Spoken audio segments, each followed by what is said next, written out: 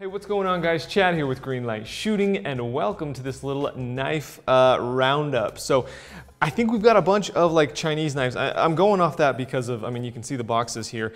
I got a package in the mail recently, and I may have gotten an email from these guys, but it was a long time ago, and this box showed up. There's no like, hey, we spoke in the email, or any explanation whatsoever. There was literally the knives in there and a packing slip. So I have no clue, honestly, who these are from. I'm gonna do my best to link where you can find these if you're interested. I did some research on them to try and find them, and I think I found the right ones, but I couldn't really find specs or anything like that. So be warned that that's kind of what we're dealing with today. So let's talk about this. We have 4 different sizes of knives. First up, we've got this little one here. I'm gonna keep these reviews fairly short, by the way, just to keep this whole video, relatively short. So HX Outdoors looks to be the manufacturer here. I looked up, let's see, the ZD009B was what I think is the model number. I found it on GearBest. It was $15, and here it is right here. So this one is their poker. Obviously, it's super meant for EDC. It's insanely light. It's got the little poker symbols right there, the card symbols. Do you guys, I don't know if you saw this, but a while ago I released a video on like the cheapest minimalist wallet. Look like carbon fiber. Can you hear that? And it was like this carbon fiber, but it's, like I said, in that video, I don't really know what carbon fiber, I guess, is in real life, but this just feels like plastic with a little carbon fiber like print on it or something. The opening of the knife itself is really rigid. I did read online across all these folding knives though that I think this is a T8 Torx screw. You can loosen that like literally an eighth of a turn, and it makes all the difference in the world without sacrificing too much of the stability. So that's something I'd recommend because this is pretty stiff. That being said, the knife fits in there fairly well. Okay, before I break this knife, let's talk a little bit about it. I'm gonna say that's maybe a 2-inch blade or so. It says poker right there. You've got this little opening, and that's what you're using to open and close it. It's got a liner lock in there, which I'm not a huge fan of, but I will say the liner lock is really thick. It's not one of those that's just kind of like a little thin piece of metal holding this. Like, that thing's as big as the base of that knife. So I feel pretty good about that holding and being safe about it. You just kind of push in there and then depress that little piece down, and that's how it folds away. On the bottom here, you have like a little mini carabiner, and I think that's it. So uses for this knife, as I mentioned, I think it's like 15 bucks. You could clip this thing onto a keychain as long as it's a fairly big keychain, and it's no big deal. Like, honestly, I think this knife would be pretty cool to have around, actually, just as something super simple to open like tape on boxes, or really simple low-level jobs. And it's like, if you lose it, if it breaks, whatever. it's one of those knives, you know what I mean? So now let's see how this thing fits. So going up and down with the blade here, there's really not too much movement at all. Side to side, yeah, there's definitely some movement in there. It's like, you can see that and hear that. Yeah, it's definitely moving. Spine test, I'm a little afraid to do that with this thing. So I'm gonna hit the back of the spine right here. I set up the alarm on the Vaultec. Vaultec Pro, make sure to grab one of those in the next 30 days, grab yourself a free Vaultec shirt, and a Greenlight Shooting Vaultec patch. It held against that spine test. Not bad. That one was the HX ZD009B. As I mentioned, these links will be down in the description below, at least what I'm pretty sure are the same knives. Next up, we have the Firebird. This one said it's made by Gonzo Knives and designed by Firebird. This came in the same package. I don't know if Gonzo and HX are connected or what, but I have, like, you can find Gonzo on Amazon. Like, Gonzo's a fairly well-known knife brand. I do like the presentation of these, kind of like the Benchmade style. I did read that on Gonzo's, like on the reviews. It's kind of an homage to Benchmade. I believe this knife was about $25. So there you can see it right there. It's got that same kind of carbon fibery plastic feel.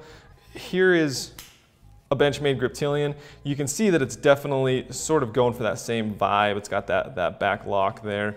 rather than the circle. It's just got this little protruding thing. But yeah, so this is a mini. I assume the full-size Griptilian would be pretty close to that. The opening and closing of this thing is pretty tight out of the box. There are a couple other things they said if you really, if you're a big knife guy, do some research, and apparently you can turn these knives into pretty dang good knives for the price.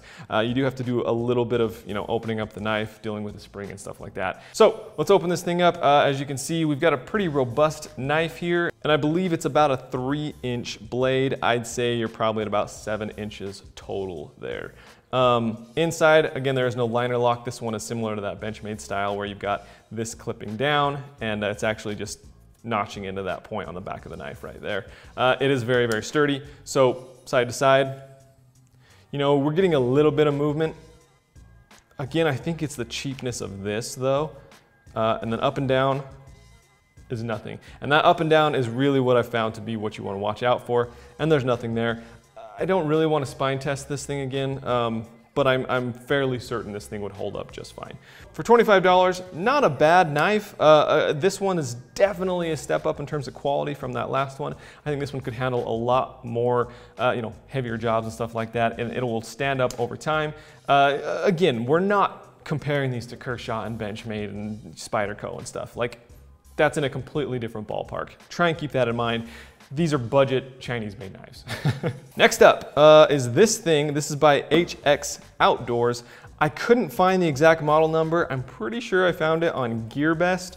So you open this up, and then you've got this little pouch again.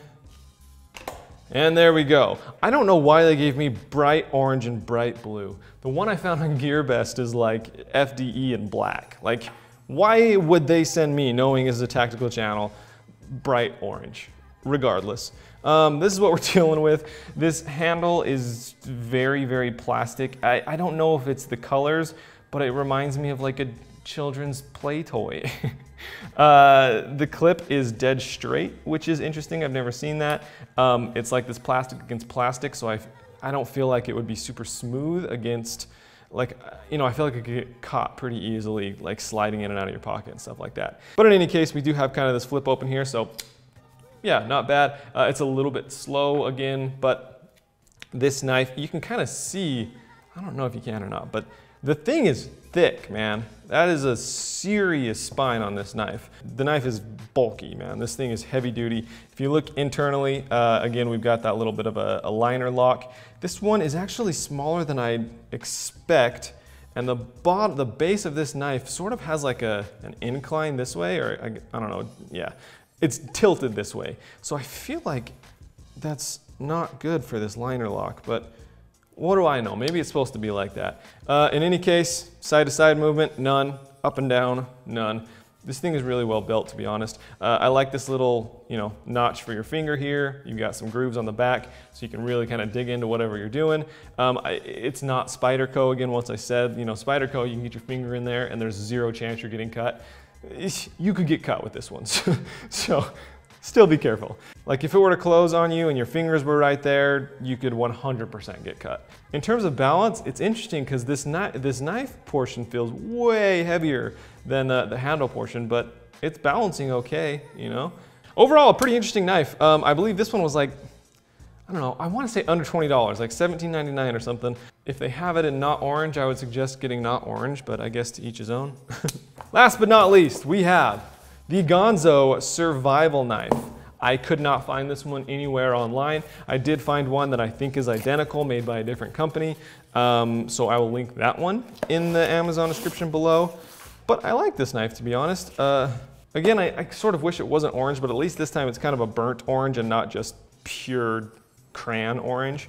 Okay, so the knife itself is a fixed blade, obviously. It's meant a little more for survival, for hunting, for camping, whatever. On the back of this sheath, we've got a little sharpening stone right there, which I thought was kind of a cool touch. I assume that probably comes on most blades like this, but I haven't seen it, so cool little touch there. Like a seatbelt cutter or cord cutter or whatever you want right there.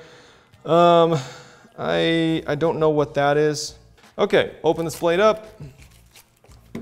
And there we go. The thing looks pretty good and it feels pretty good, I have to admit. This one was, the similar one I found on Amazon was like $26-ish. So the handle, again, it feels very plastic, but this is almost like a Hogue grip. It's not super hoagy, but it's got a little bit of that compression-y rubber, which I like. Again, you can kind of look at the spine of this knife and just tell that this thing is beastie. It's meant to be cutting down branches and, you know, chopping through things. I didn't test the sharpness of these blades because out of the box, of course they're gonna be sharp. It's gonna be a matter of how long they hold their sharpness and how easy they are to resharpen. And because I don't know the steel of these, I can't really tell you much about that. But yeah, of course they're sharp. You got a little bit of these grooves in the back here to give you a little bit more cutting motion stability. I don't know. When I'm holding these, they feel really blade heavy, but when I actually bounce them on my finger, they're pretty balanced. So yeah, sort of a roundup there of like $25-ish and under knives. We have this fixed blade. We have this weird little crayon one, but it's very sturdy. We have the Firebird Benchmade Gonzo copy, and we have the Poker EDC. Not a bad roundup. If you're interested in any of these, check out those links down in the description below. I'll do, like I said, I did my best trying to find the right ones. Yeah, thanks for watching. If you're a company out there wanting to send me something, please let me know what you're sending me and where I can find it and where I can link it properly so I know exactly what I'm reviewing. Anyways, thanks for watching. We'll see you next time on Green Light Shooting.